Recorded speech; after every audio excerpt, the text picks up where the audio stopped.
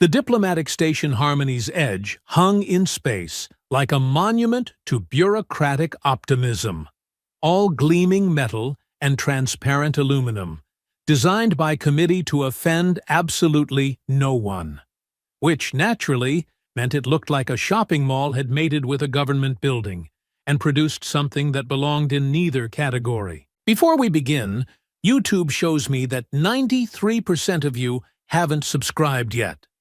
Subscribing is free, it really supports our community, and I'd love for you to be part of it. Also, drop a comment and let me know where you're watching from. Lucas stepped through the airlock with the unhurried gait of a man who'd seen this particular theater before. Tall, weathered, with silver threading through dark hair, and the kind of calm that came from having stared down everything from corporate boardrooms to territorial grizzly bears. He carried himself like someone who found the universe generally amusing rather than threatening. Behind him, his security detail, all two of them, followed with the resigned air of people who'd long since stopped trying to convince their principal that maybe, just maybe, he should take things a little more seriously.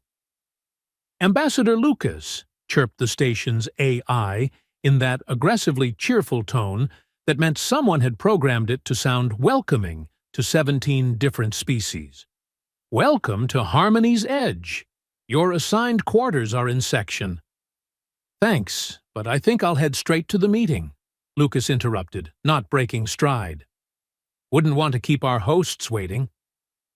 The AI's pause lasted exactly 0.3 seconds, long enough to suggest someone had programmed it to be confused by humans who didn't follow standard diplomatic protocol. "Sir, the preliminary sessions don't begin for another 4 hours." "Oh, I know." Lucas's smile had the quality of someone sharing a private joke with the universe. "But I suspect our friends have something special planned before the official proceedings. Call it professional curiosity." He was right, of course. Lucas had been doing this dance long enough to recognize the setup. Humanity's first major interspecies negotiation, taking place on neutral ground, with Earth's petition for independent trading rights hanging in the balance. The Hegemony Council had been making all the right diplomatic noises about mutual understanding and peaceful cooperation, which in Lucas's experience meant they were planning something spectacularly unpleasant. The corridor leading to the main conference chamber was lined with representatives from a dozen different species, all trying very hard to look like they weren't gawking at the human delegation. Lucas nodded politely to a cluster of insectoid Zephyrians, who immediately began chittering among themselves in what their translators cheerfully rendered as surprised exclamation, observation of bipedal locomotion, speculation regarding primitive neural development.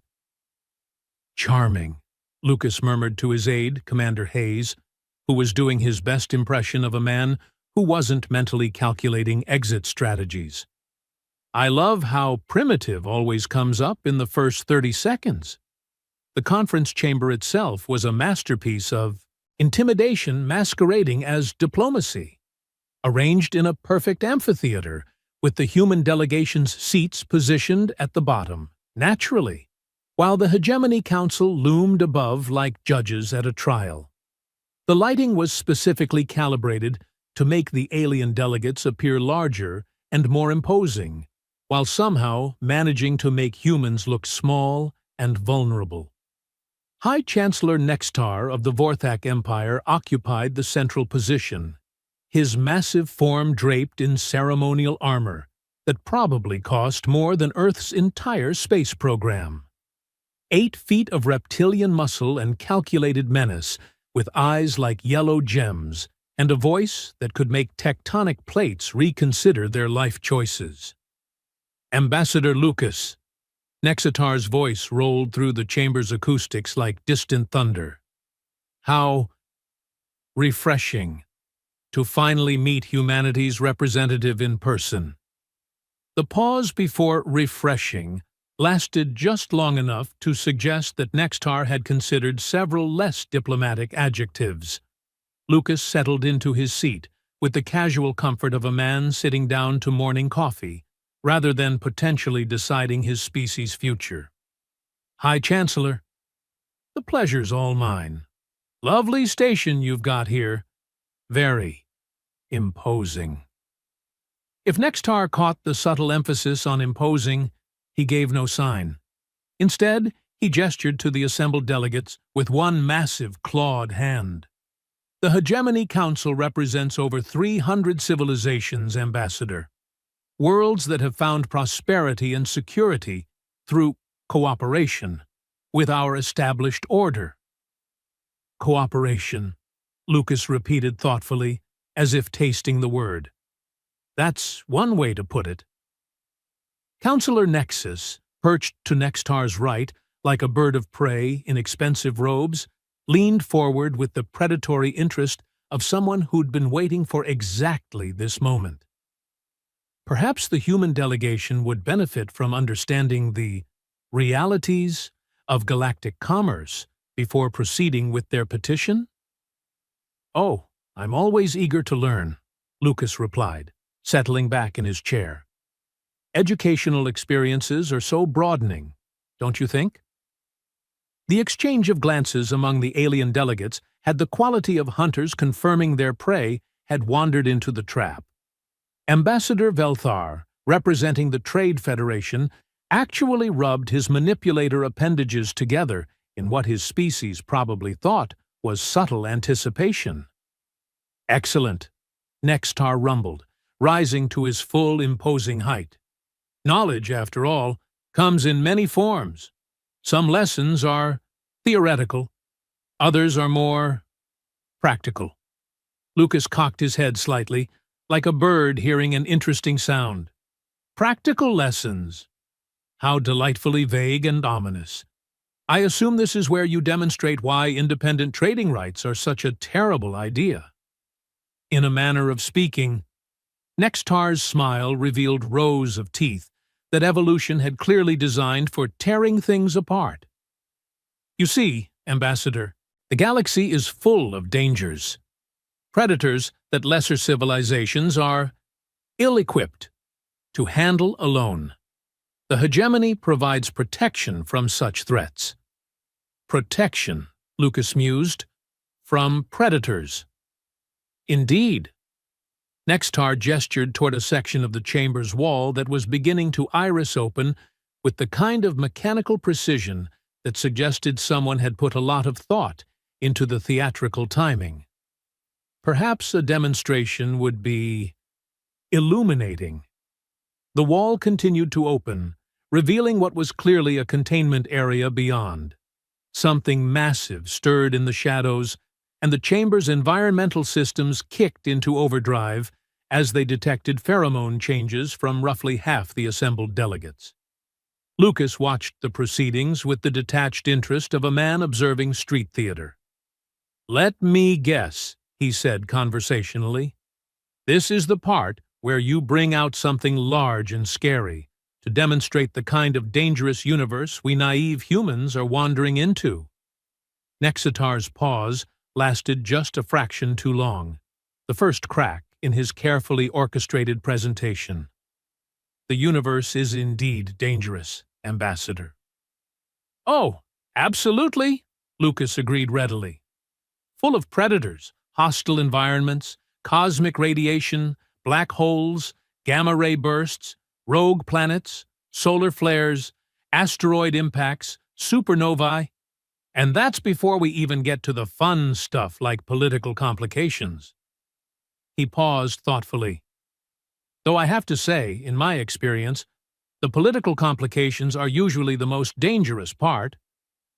The sound from the containment area was getting louder, a low, thrumming vibration that seemed designed by evolution to make smaller creatures reconsider their recent life choices. Several of the alien delegates were unconsciously shifting in their seats, moving away from whatever was about to emerge. Lucas remained perfectly still, watching the show with the air of a man who'd seen this movie before, and was curious about how this particular director would handle the special effects.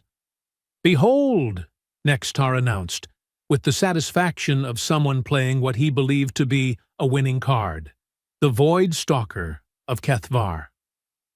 The thing that emerged from the containment area was, Lucas had to admit, genuinely impressive. 12 feet of apex predator, built like evolution had decided to design the perfect nightmare. Crystalline claws that could probably cut through starship hull plating, bioluminescent patterns that pulsed with hypnotic intensity, and multiple rows of teeth arranged in a configuration that suggested its ancestors had never bothered with the concept of overkill. The assembled delegates reacted with the kind of species-appropriate fear responses that Nexitar had clearly been counting on. Chittering, hissing, defensive posturing, and, in at least one case, what appeared to be an involuntary color change that probably meant something deeply unflattering in Zephyrian. Lucas tilted his head, slightly, studying the creature with the same expression he might use to examine an interesting geological formation. "Magnificent," he said quietly. "Absolutely magnificent." The Void Stalker's threat display intensified, bioluminescent patterns flashing in complex sequences that seemed designed to overwhelm the visual cortex and trigger primal terror responses. It was, by any objective measure, one of the galaxy's most efficient killing machines. Lucas smiled. The Void Stalker's threat display was, Lucas had to admit, a masterpiece of evolutionary terror. 12 feet of carefully crafted nightmare, with muscles that rippled like liquid death beneath skin that seemed to absorb light. Its crystalline claws caught the chamber's illumination and split it into rainbow fragments, creating the kind of light show that probably meant imminent dismemberment in every language evolution had ever produced. But what really caught Lucas's attention wasn't the creature's impressive arsenal of natural weapons. It was the slight tremor in its hindquarters, the way its bioluminescent patterns flickered just a fraction out of rhythm, and the almost imperceptible tilt of its massive head that suggested confusion rather than confidence. "Impressive," Lucas said, his voice carrying easily through the chamber's acoustics. "Kethvar, you said? That's the world with the methane storms and the gravity wells, isn't it?" Nextar's satisfaction faltered for just a moment. Barely perceptible, but Lucas had spent enough time reading alien body language to catch it. "You know of Kethvar?" "Oh, I've made it my business to learn about a great many things." Lucas leaned forward slightly, studying the Void Stalker with the interest of a man examining a particularly complex puzzle. "Death World classification, if I remember correctly. Gravity about twice Earth standard, atmosphere that'll dissolve unprotected organic tissue in minutes, and predators so efficient they've basically turned survival into an art form." The creature's threat display intensified, patterns flashing faster, claws extending to their full, terrifying length. But that tremor in its hindquarters was getting more pronounced, and its eyes, those massive, multifaceted organs designed to track prey across impossible distances, kept darting toward the containment area it had emerged from. Counselor Nexus leaned forward with predatory satisfaction. "As you can see, Ambassador, the galaxy contains threats that your species has never encountered. Creatures that could eliminate entire human colonies without effort." "Oh, absolutely," Lucas agreed readily. "The universe is absolutely crawling with things that could kill us. Cosmic radiation, for starters. Nasty stuff. Then there are pulsars, quasars, black holes that could spaghettify you before you even realized what was happening." He paused thoughtfully. "Though I have to say, most of the really dangerous stuff is astronomical rather than biological. Ambassador Velthar's tentacles writhed in what Lucas had learned was the Trade Federation equivalent of nervous laughter. The human displays remarkable composure in the face of mortal danger. "Well," Lucas said conversationally, "it helps that I don't think I'm actually in any." The chamber fell silent, except for the Void Stalker's low, thrumming vocalizations. Nextar's yellow eyes narrowed to slits that could have cut glass. "You question the creature's lethality?" "Oh, not at all. I'm sure it's absolutely lethal when it needs to be." Lucas settled back in his chair, never taking his eyes off the massive predator. "I'm just not convinced it needs to be right now." The Void Stalker's bioluminescent patterns flickered, cycling through what appeared to be increasingly desperate threat displays. But Lucas was watching its body language, the way it held itself, the subtle signs that spoke of stress rather than aggression. "You see," Lucas continued in that same conversational tone, "I spent a few decades studying predator behavior before I got into the diplomacy business. Started with Earth species, of course. Bears, wolves, big cats, sharks, crocodiles. Fascinating stuff, really. You learn to read the difference between genuine aggression and defensive posturing." Nextar's massive form shifted, armor plates grinding against each other in what might have been the alien equivalent of grinding teeth. "The Void Stalker is no mere Earth predator, human." "No, absolutely not," Lucas agreed. "Much more sophisticated. Those bioluminescent patterns, for instance, beautiful work. The way they cycle through different intensities and frequencies suggests a communication system far more complex than anything we see in terrestrial species. Almost like, well, like language." The chamber's environmental systems registered another spike in pheromone activity, this time from the hegemony delegates rather than their intended victim.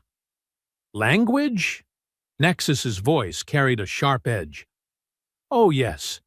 Threat displays in most predatory species follow fairly predictable patterns. They escalate gradually, building to maximum intensity before either attack or retreat. But this fellow here," Lucas gestured toward the Void Stalker, whose patterns were now cycling through what looked increasingly like random variations. "This looks more like someone trying to communicate something they don't quite have the words for." The truth was starting to dawn on Lucas, piece by carefully observed piece.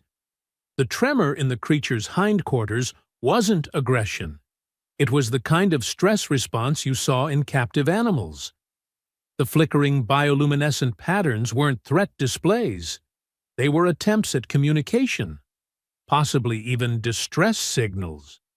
And those magnificent, terrifying claws weren't extended for attack. They were braced, ready for defense. "You know what I think?" Lucas said, his voice taking on the tone of someone solving a particularly interesting puzzle. "I think this magnificent creature isn't trying to threaten anyone. I think it's scared." The Void Stalker's patterns suddenly shifted, cycling through a completely different sequence. Slower, more rhythmic, almost questioning. Nextar rose to his full height, armor plates spreading in his own species' threat display. "The human's bravado will not—" "Oh, this isn't bravado," Lucas interrupted mildly. "This is just professional curiosity. See, the thing about predators, really dangerous ones, is that they don't waste energy on unnecessary displays. A genuinely aggressive apex predator doesn't spend 5 minutes flashing lights and extending claws. It just attacks." The chamber's silence stretched taut as Lucas slowly, deliberately, pushed back his chair and stood. Several delegates made sounds that their translators tactfully left untranslated. "But a scared predator," Lucas continued, taking a careful step forward. a predator that's been removed from its natural environment, isolated from its pack or territory, and thrust into a situation it doesn't understand? Well, that's a very different kind of dangerous. The Void Stalker's massive head swiveled toward Lucas, multifaceted eyes focusing with laser intensity. Its bioluminescent patterns shifted again, cycling through what looked almost like curiosity? Ambassador. Nextar's voice carried a note of warning that could have frozen helium. I would strongly advise against... Against what? Lucas asked, taking another slow, measured step toward the creature. Against treating a magnificent apex predator with the respect it deserves, instead of using it as a prop in some third-rate intimidation theater. The Void Stalker's claws retracted slightly. Not fully, but enough to suggest it was reconsidering its options. Its bioluminescent patterns slowed to a steady, almost hypnotic pulse that somehow seemed less threatening and more attentive. Counselor Nexus was making small, agitated movements in her chair. The human has clearly lost all rational thought. On the contrary, Lucas said, never taking his eyes off the Void Stalker. I'm thinking quite clearly. This beautiful creature has been dragged halfway across the galaxy to serve as your diplomatic bludgeon, hasn't it? Probably sedated for transport, kept in isolation, maybe even conditioned to respond to certain stimuli with threat displays. The Void Stalker's patterns flickered again, and this time Lucas was certain he detected something like recognition in those complex, multifaceted eyes. The problem with using predators as weapons, Lucas continued, his voice dropping to the kind of calm, steady tone that experienced animal handlers learned to project, is that predators are intelligent. They assess situations. They make decisions based on actual threat levels rather than theatrical requirements. He took another step forward, and this time the Void Stalker didn't intensify its threat display. Instead, it tilted its massive head slightly, studying this strange bipedal creature who refused to behave like prey. And right now, Lucas said softly, I think this magnificent hunter is starting to realize that maybe, just maybe, the real threat in this room isn't the small, unarmed human walking toward it. The chamber held its breath as man and monster regarded each other across 6 feet of space that might as well have been the distance between worlds. Lucas stopped exactly 6 feet from the Void Stalker, close enough to demonstrate trust, far enough to avoid triggering defensive instincts. The creature's bioluminescent patterns had settled into a steady, rhythmic pulse that seemed almost contemplative. Hello there, Lucas said quietly, his voice pitched in the same calm tone he'd once used with a wounded grizzly bear in the Alaskan wilderness. You're a long way from home, aren't you? The Void Stalker's massive head tilted further, those multifaceted eyes studying Lucas with an intensity that suggested genuine curiosity rather than predatory assessment.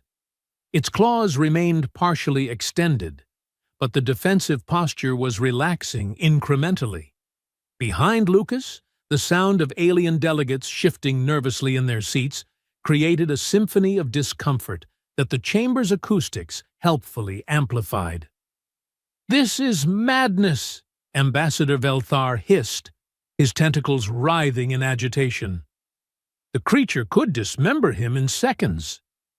Could it? Lucas asked conversationally, never taking his eyes off the Void Stalker. I'm starting to wonder about that. The truth was crystallizing in Lucas's mind with the clarity that came from decades of studying predator behavior. This wasn't just professional curiosity anymore. It was recognition. The way the creature held itself, the stress indicators he'd been cataloging, the attempts at communication through bioluminescent displays.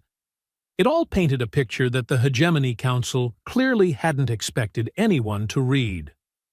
"You know," Lucas said, addressing the Void Stalker directly while the alien delegates listened in mounting horror. "I once spent 3 months studying pack behavior in Yellowstone. Magnificent creatures, wolves, apex predators, absolutely lethal when they need to be, but also incredibly social. They have complex communication systems, sophisticated social hierarchies, and above all, they understand the difference between actual threats and, well, political theater." The Void Stalker's bioluminescent patterns shifted to a slower, more complex rhythm.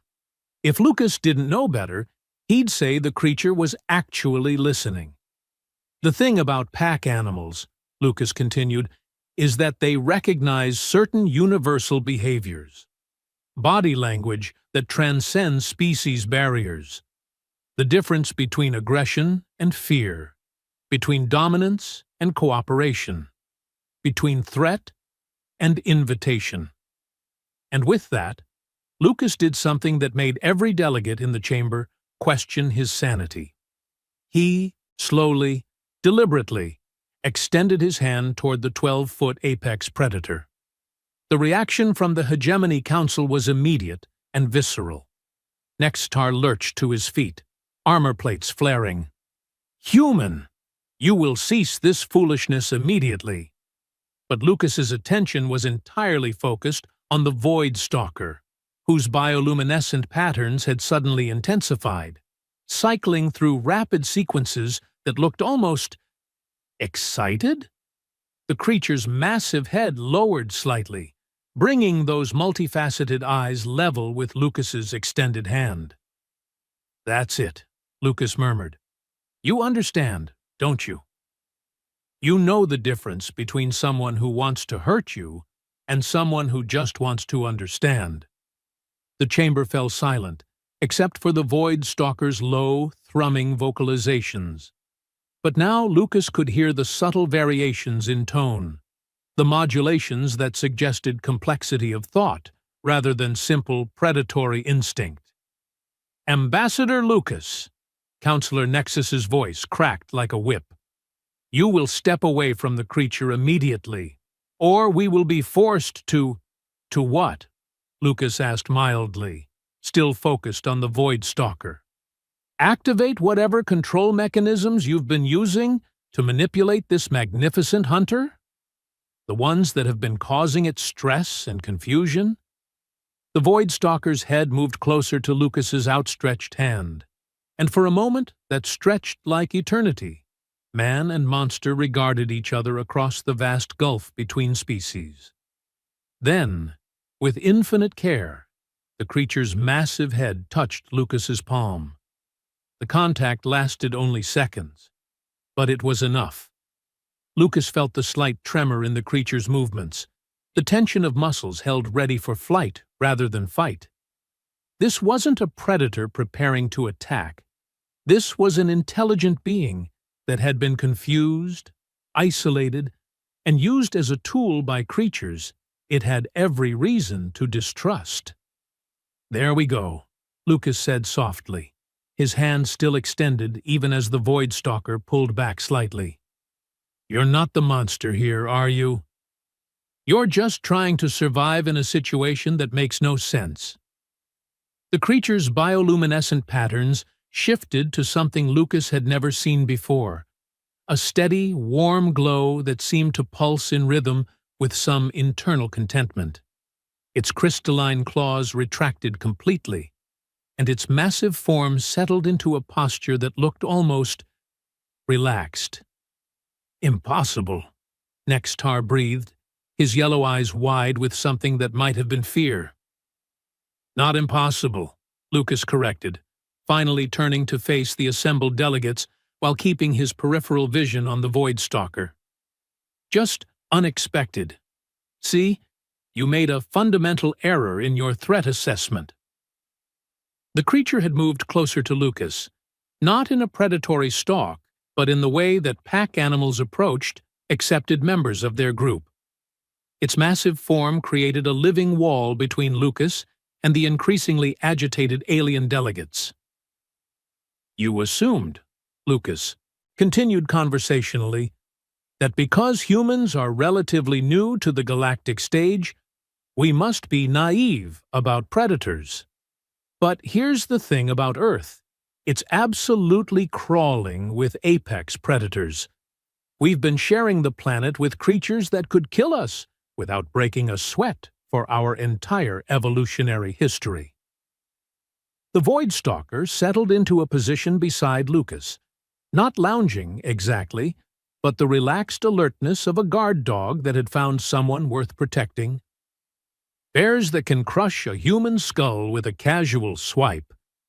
Big cats that can break necks with surgical precision.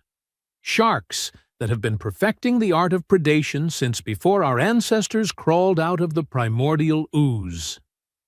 Lucas smiled, and there was something in that expression that made several delegates unconsciously lean back in their seats. We didn't become the dominant species on Earth by avoiding predators. We became dominant by understanding them. Counselor Nexus was making sharp, agitated gestures.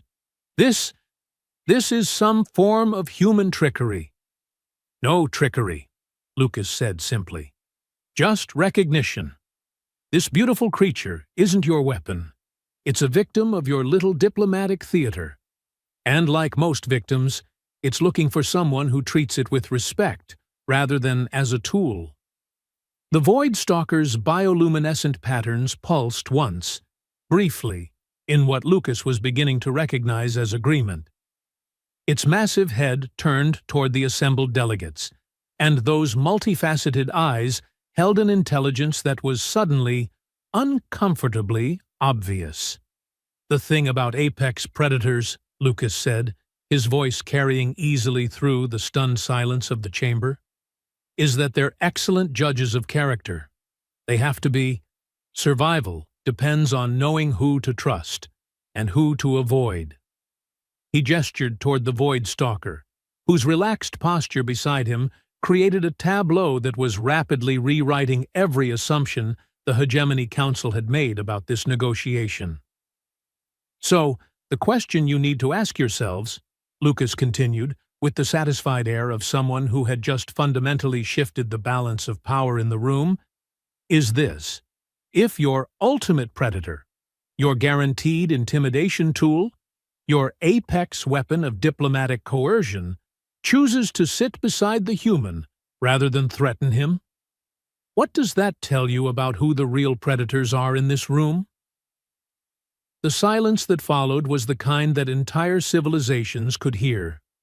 Lucas let it stretch, savoring the moment like a fine wine. The Void Stalker had positioned itself in a way that any predator expert would recognize immediately. Protective, alert, but not aggressive.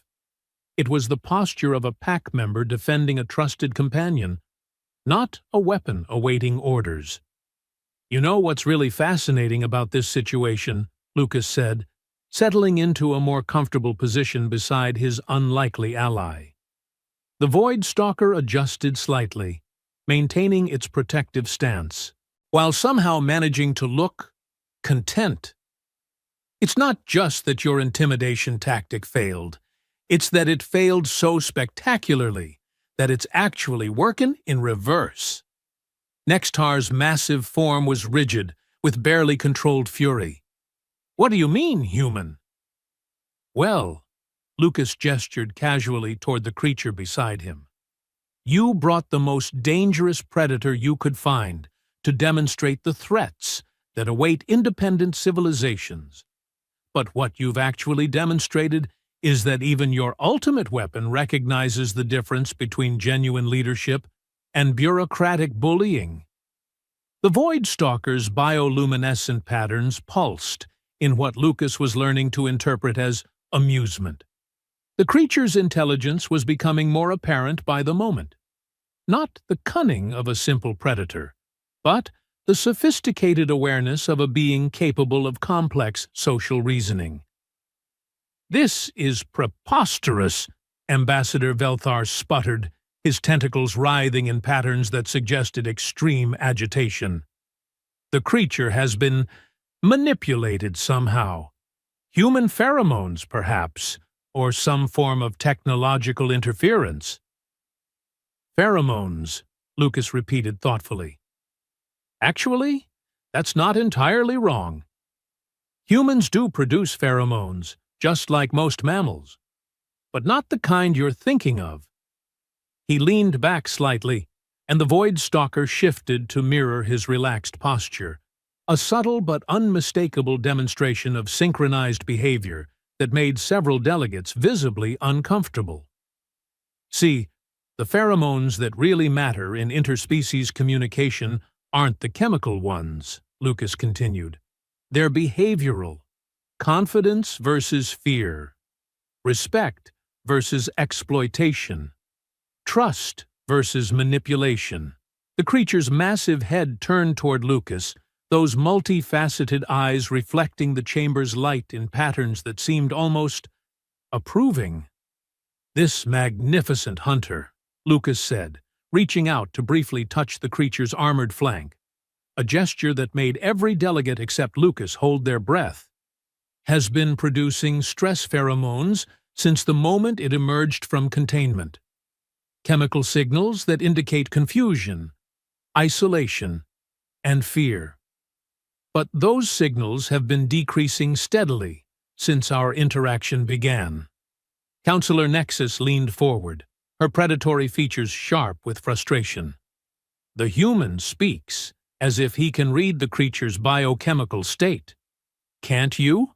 Lucas asked with genuine surprise. "I mean, your species evolved alongside predators too, didn't they? Surely you developed the ability to recognize stress signals, threat assessments, pack dynamics." The uncomfortable shifting among the delegates suggested that perhaps their supposedly superior civilizations had lost some of the survival instincts that humans still retained. "Or maybe," Lucas said with dawning understanding, "that's exactly the problem. Maybe you've been so insulated by technology and hierarchy that you've forgotten how to actually communicate with the dangerous things in the universe. Maybe that's why your solution to everything is intimidation and control instead of understanding and cooperation." The Void Stalker made a low sound, not the threatening rumble from earlier, but something that vibrated with harmonious undertones. Its bioluminescent patterns had settled into a steady, warm glow that seemed to fill the chamber with a sense of peace. "You see," Lucas said, his voice taking on the tone of someone explaining something fundamental, "there's something you need to understand about humans. We didn't conquer our planet through superior technology or overwhelming force. We did it through something much more dangerous: the ability to turn enemies into allies."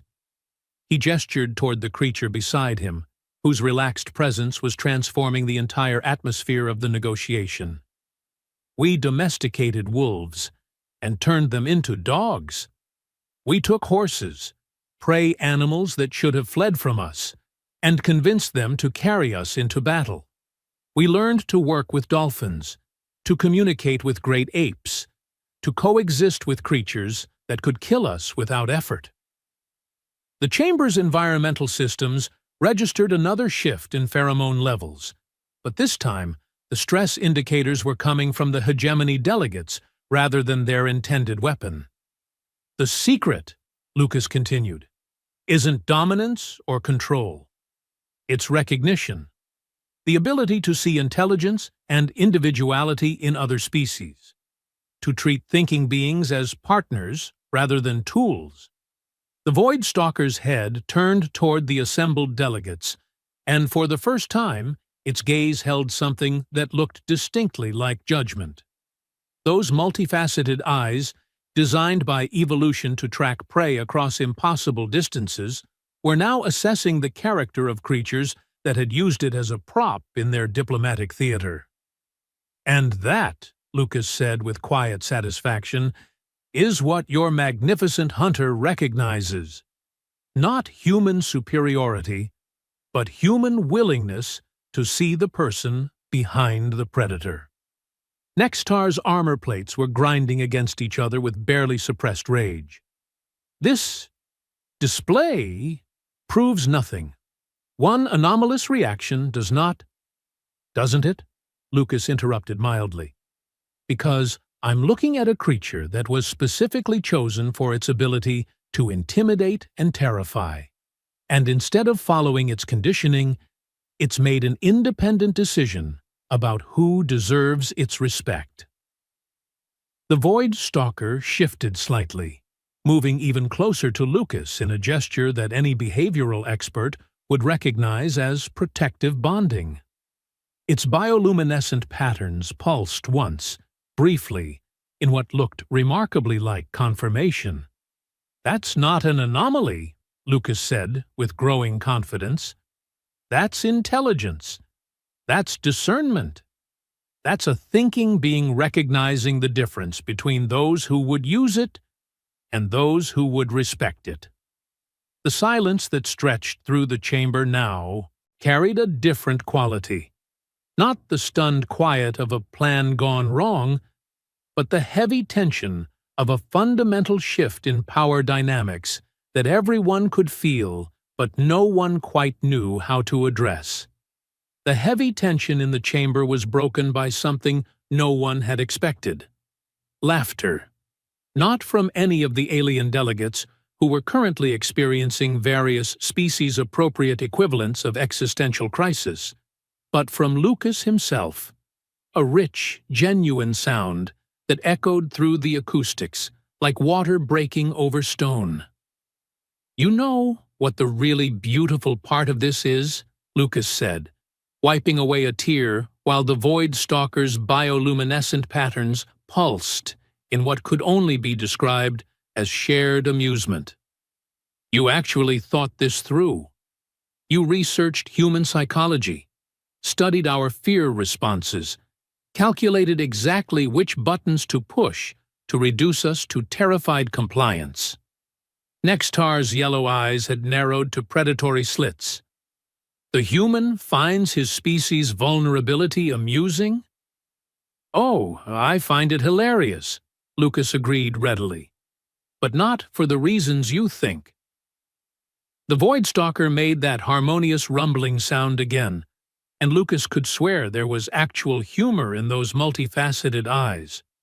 Whatever this creature was, it was clearly intelligent enough to appreciate irony.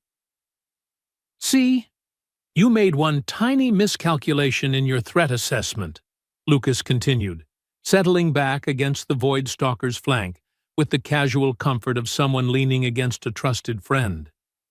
"You assumed that because humans are afraid of predators, we'd be intimidated by one. But you missed the most important part of human psychology." He gestured toward the assembled delegates, whose various forms of agitation were creating a symphony of discomfort that the chamber's environmental systems were struggling to process. "We're not just afraid of predators," Lucas explained with the patience of someone teaching basic concepts to particularly slow students. "We're fascinated by them. We study them, respect them, and whenever possible, we try to understand them well enough to turn them into allies." Counselor Nexus was making sharp, stabbing gestures with her manipulator appendages. "This is impossible. The creature was specifically conditioned to respond to threat stimuli with aggressive displays." "Conditioned," Lucas repeated thoughtfully. "There's that word again. You know, conditioning works great on simple organisms, but it has some interesting limitations when applied to genuinely intelligent species." The Void Stalker's head turned toward Nexus, and those magnificent eyes held an expression that transcended species barriers. The unmistakable look of a thinking being that had just been discussed, as if it weren't present. "For instance," Lucas continued conversationally, "conditioning tends to break down when the subject encounters situations that fall outside the programmed parameters, like meeting someone who treats them as an individual rather than a weapon. Ambassador Velthar's tentacles were writhing in increasingly agitated patterns. The Trade Federation demands an explanation for this sorcery. Sorcery? Lucas's eyebrows rose in genuine surprise. Ambassador, this isn't magic. This is just basic interspecies psychology. Although I suppose if you've spent centuries using fear and intimidation as your primary diplomatic tools, actual communication might seem pretty mystical. The chamber's lighting systems flickered slightly as the Void Stalker's bioluminescent patterns intensified, not in threat display, but in what was clearly a complex sequence of communication directed at the alien delegates. Whatever it was saying, the meaning was unmistakable even without translation. These creatures had underestimated both the human and the predator they'd tried to use against him. "You want to know the really interesting part?" Lucas said, his voice taking on the tone of someone about to reveal a particularly satisfying punchline. "I knew you were going to do this." The silence that followed was deafening. Nextar's massive form went rigid. "You knew?" "Oh, absolutely." Lucas's smile had the quality of someone who'd been holding back a winning hand all evening. "Did you really think Earth sent a random diplomat to the most important negotiation in human history? I've been studying hegemony tactics for months. Fear-based intimidation, demonstrations of superior force, psychological manipulation designed to reduce opposing negotiators to compliant submission." He gestured toward the Void Stalker, whose relaxed presence beside him created a living contradiction to everything the hegemony had planned. The Void Stalker Gambit is actually one of your more sophisticated approaches. Usually you just rely on overwhelming numbers or technological superiority. But this showed genuine creativity. Too bad you didn't bother studying the target species closely enough to predict how we'd actually respond. Counselor Nexus was leaning forward like a bird of prey preparing to strike. "You claim to have anticipated our strategies." "Not just anticipated," Lucas interrupted mildly. "Prepared for. You see, there's something you should probably know about human diplomatic philosophy. We don't just send negotiators to important meetings. We send people who can adapt to unexpected situations and turn them to our advantage." The Void Stalker made a sound that vibrated through the chamber's structure. Not threatening, but definitely attention-getting. Several delegates unconsciously moved back in their seats, suddenly remembering that they were in the presence of one of the galaxy's most efficient predators, and that predator had chosen sides. "For instance," Lucas continued with growing confidence, "my official title is Ambassador, but my background is in xenobiology. Specifically, I spent 15 years studying predator-prey relationships on Earth before moving into interspecies communication. The combination of behavioral analysis and diplomatic training makes for some interesting perspectives on galactic politics." Nextar's armor plates were grinding audibly now. "You manipulated the creature through some form of chemical or technological interference." "I talked to it," Lucas said simply. "I treated it like an intelligent being instead of a prop. I recognized its stress indicators and responded appropriately. It's not manipulation. It's communication." The truth was settling over the assembled delegates like a particularly uncomfortable blanket. Their ultimate weapon hadn't just failed to intimidate the human, it had actively chosen to protect him. "But here's the part you're really not going to like," Lucas said, his voice carrying the satisfaction of someone about to deliver a checkmate. "This wasn't actually about proving human courage or demonstrating our ability to handle dangerous situations. This was about showing you something much more important. The Void Stalker's bioluminescent patterns shifted to a steady, rhythmic pulse that seemed to synchronize with Lucas's heartbeat, a demonstration of bonding that was visible to every delegate in the chamber. "You brought your most dangerous predator to intimidate us," Lucas explained with the patience of someone teaching a fundamental lesson.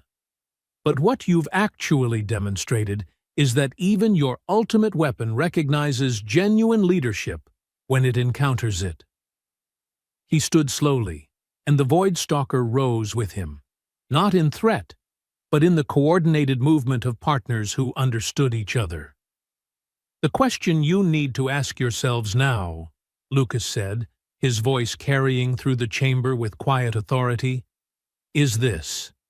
If your own apex predator chooses to ally with humans rather than your hegemony, what does that tell you about the relative merits of our respective approaches to galactic civilization?" The chamber erupted in a cacophony of alien voices, translators struggling to keep up with multiple species, simultaneously expressing outrage, confusion, and, in at least one case, what sounded suspiciously like grudging respect. Nextar slammed a massive fist against his chair's armrest, the sound echoing like a gunshot. "This proves nothing. One creature's aberrant behavior does not—" "Doesn't it?" Lucas interrupted, and for the first time, his voice carried the kind of authority that could silence rooms full of arguing diplomats. "Because from where I'm standing, it looks like your most carefully selected, specifically conditioned, guaranteed to intimidate apex predator took one look at the situation and decided that the humans were the ones worth trusting."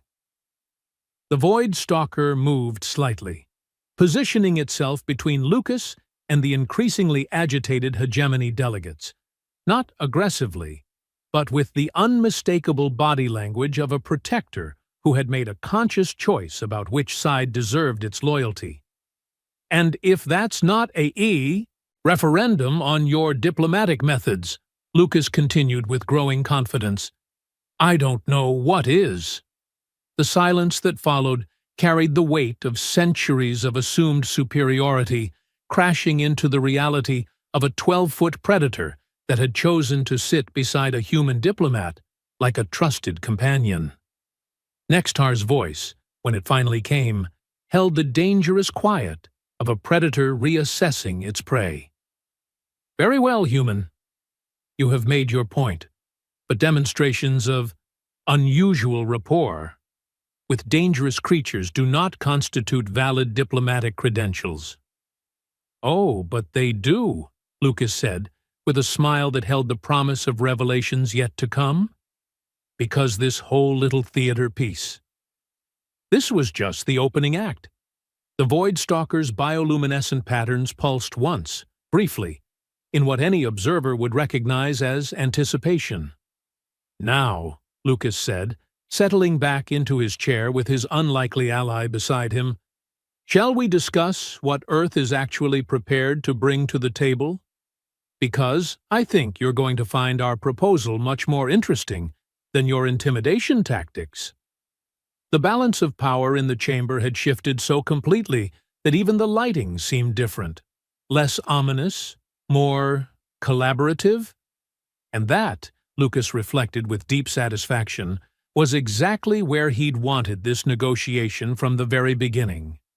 Not cowering in fear while alien bureaucrats explained why humanity needed their protection, but sitting as equals, or perhaps more than equals, with one of the galaxy's most magnificent predators choosing to stand beside him.